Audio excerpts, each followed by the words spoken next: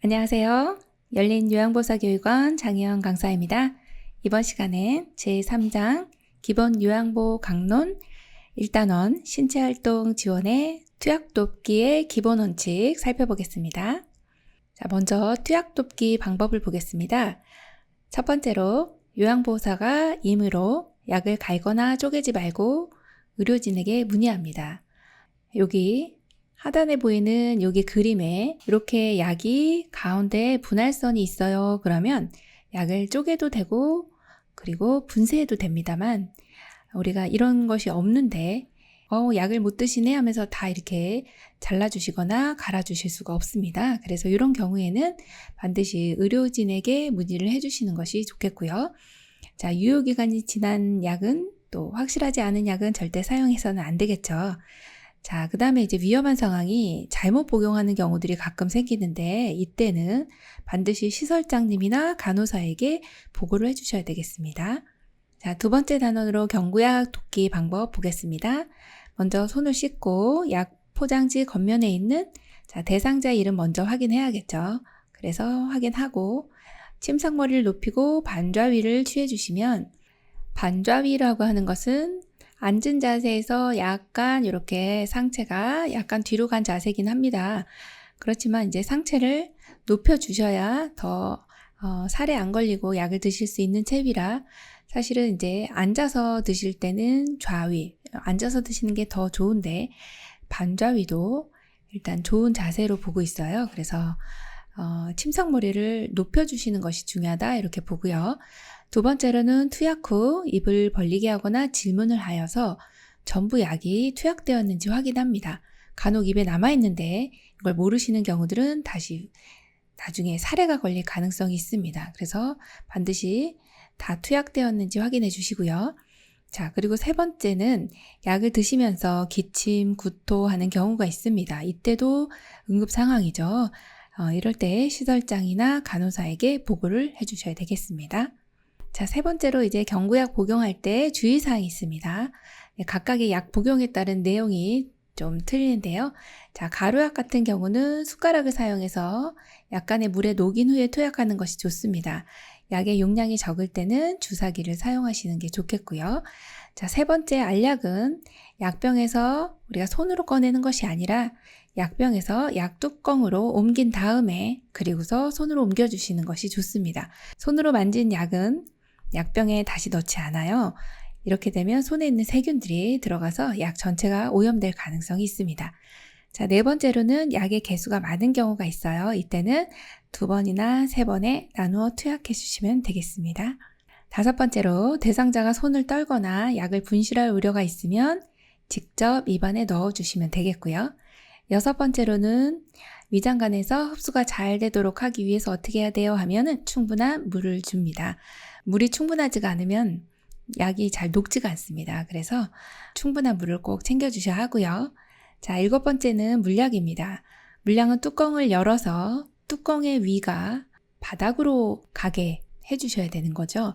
자, 뚜껑의 윗부분이라고 하면 여기 이렇게 뚜껑을 열었네요. 그럼 윗부분입니다. 윗부분이 바닥으로 가고 그 다음에 이 뚜껑의 안쪽은 위로 가게끔 해주시면 되겠습니다. 그 내용은 좀 기억을 해주셔야 되겠고요. 자, 그 다음에 여덟 번째는 계량컵을 사용해 주시는 게 좋은데 이런 경우는 계량컵의 높이는 눈높이입니다. 반드시 기억을 해주시고요. 눈높이로 들고 처방된 약만큼 따른 후 대상자에게 투약해 주시면 됩니다. 탁자에 놓고 식탁에 놓고 이렇게 따르는 것이 아니라 눈높이라고 하는 것을 그대로 기억을 해주시고요. 아홉 번째로 물약은 약을 따르기 전에 약을 충분히 흔들어 줍니다. 왜 그럴까요? 약의 농도를 맞추기 위해서입니다.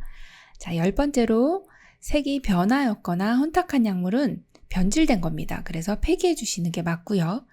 11번째로 라벨이 붙은 쪽이 손바닥에 오도록 쥐어야 합니다. 반대쪽으로 용액을 따르는데요. 만약에 라벨이 붙은 쪽으로 따르면 라벨이 약물로 인해서 지워질 수 있기 때문에 라벨이 붙은 쪽을 손바닥에 오도록 쥐고 반대 방향으로 따라주시면 되겠습니다. 자, 네 번째로는 안약을 투여하는 방법입니다. 안약은 눈에 어떤 감염이 있다든지 눈이 지금 녹내장, 질병이 있다든지 해서 눈에 약을 넣는 경우입니다. 이때는 약의 겉면에 대상자의 이름과 약품의 유효기간 확인해 주시고 이제 손 씻으셔야 되겠죠?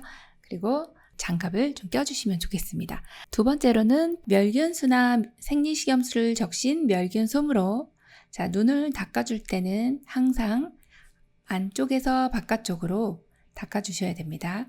자, 왜 그런가요? 하면은 만약에 바깥쪽에서 안쪽으로 요 닦아주시다 보면 이 반대쪽 눈이 또 감염될 우려도 있고 이 안쪽에 눈물이 흘러내려가는 관이 있는데요. 이것을 비루관이라고 하거든요. 비루관이 감염될 수도 있기 때문에 항상 안쪽에서 바깥쪽으로 닦아주시는 거 기억해 주시고 세 번째로는 안약 투여할 때 이제 대상자에게 위쪽을 보세요, 천정을 보세요 이렇게 이야기하고 눈의 하부 결막낭 바깥쪽 3분의 1 부위에 바깥쪽이라고 하면은 여기가 이제 가운데인데 가운데에 넣으셔도 되고 바깥쪽 3분의 1 지점에 넣으셔도 됩니다. 자, 2분의 1 혹은 바깥쪽 3분의 1 지점입니다. 여기 하부 결막낭이라고도 하지만 하안검이라고도 하고 아랫 눈꺼풀이라고도 합니다. 그래서 여기 부분에 안약을 투여하는데요. 눈의 점막에 닿도록 하지 않고 약간 1, 2cm 위에서 이렇게 떨어뜨려 주시면 되겠습니다. 그리고 나서 비루관을 잠시 가볍게 눌러서 코 안으로 바로 흘러내려가지 않도록 해주시면 되겠습니다. 그럼 비루관은 어디입니까? 하면은 여기가 비루관이니까 여기를 눌러주시면 되겠어요. 자, 이제 안연고 투여하는 방법입니다.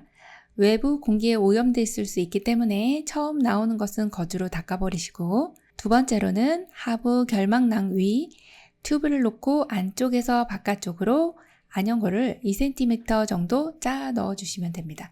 여기 안에서 바깥쪽으로 이렇게 짜죠. 자, 그리고 나서 이제 대상자에게 눈을 감고 눈을 좀 움직이세요 이렇게 이야기를 합니다.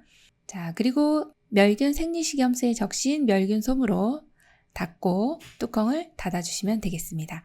자, 그리고 눈꺼풀 밖으로 이제 연고가 조금씩 나올 수 있습니다. 이렇게 새어 나왔네요. 그러면은 여기는 멸균 생리식염수에 적신 멸균솜으로 닦아주시면 됩니다.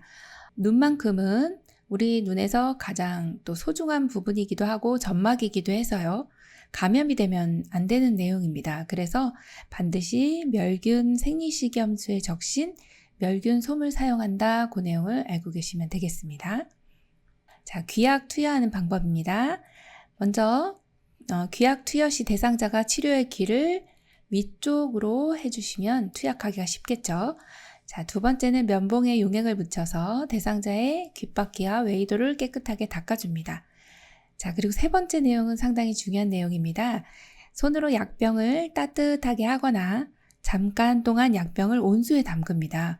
너무 차가운 용액이 귀로 들어가는 경우는 어지럼증을 유발할 수가 있습니다.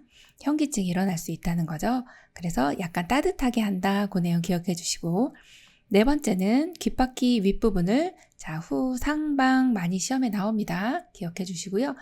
자, 후상방으로 잡아당깁니다. 왜 이렇게 당기나요? 그러면 약이 잘 들어가기 위해서 이렇게 보시면 되겠습니다. 후상방에 요 방향은 이렇게 지금 여기 화살표 되어 있는 요 방향을 보시면 되겠습니다.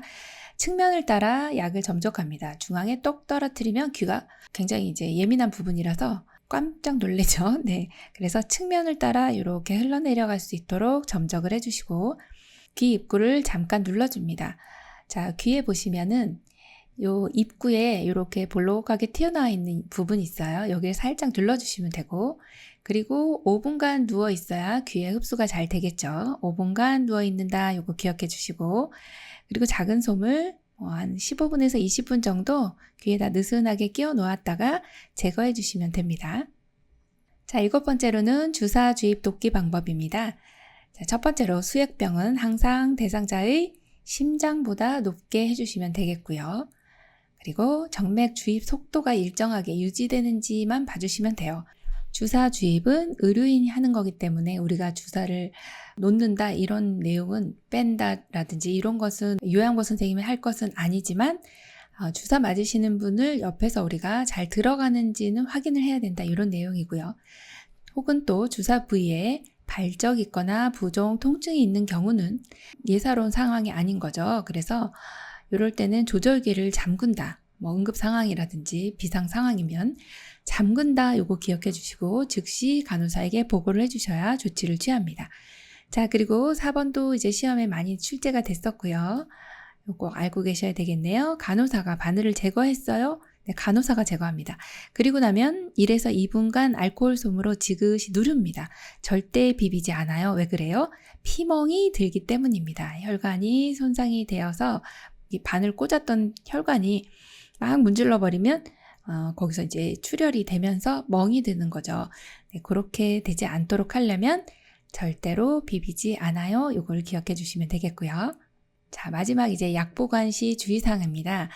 자, 치매 대상자분들은 약을 이제 단기 기억 장애가 있기 때문에 약을 드시고도 기억을 못해서 또 드시고 이거 약 안 먹었지 하면서 또 드시고 그러면 이 약물 중독 가능성이 높아지고 또 약물 과다 복용으로 응급 상황이 생길 수가 있어요.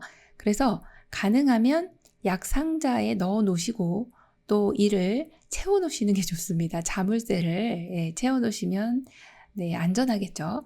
자, 그리고 알약에 대한 보관은 상당히 시험에 출제 빈도가 높습니다. 알약은 원래 약용기에 넣어서 건조한 곳에 보관한다. 아주 기본적인 사항이고요. 자, 세 번째로 가루약입니다. 가루약은 숟가락에다가 녹여서 드시는 게 좋겠어요. 그래서 이물질이나 물기가 없는 숟가락이 깨끗한 숟가락입니다. 여기에다가 녹여주시고, 자, 시럽제 같은 경우는 물약이죠. 이런 경우는 직사광선을 피해서 보관을 해주시는 게 좋겠고요. 약 용기채 드시면 이렇게 침이 들어갑니다. 그럼 변질되죠. 그래서 어떡합니까? 계량컵에 덜어서 드시면 되겠습니다. 자, 5번째로는 안약이나 귀약입니다. 이런 약물들은 투약 후 입구에 세균이 들어가 있을 수 있으니 입구가 세균에 오염될 가능성이 있어요. 그래서 투약 후 입구를 반드시 생리식염수 솜으로 닦아서요. 상온에 그늘진 곳에 보관해 주시면 되겠습니다. 오늘 기본요양보 강론 신체활동 지원의 투약독기 살펴봤습니다. 열심히 공부하셔서 시험에 많은 도움 되시기 바랍니다. 열린 요양보호사 교육원 장희연 강사였습니다. 감사합니다.